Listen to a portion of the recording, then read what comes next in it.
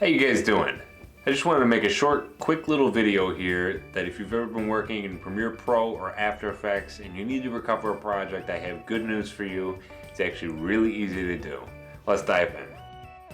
So here was my project and it crashed. Lost all my work.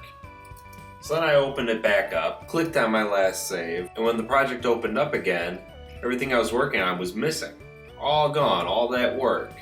But lucky, this was an easy fix. So what you want to do is locate your autosave folder.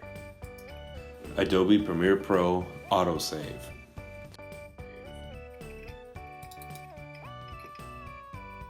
Okay, for me, I find it helpful to put it in a list view so you could read the time when it was last saved. Okay, 5:35 from 5:52.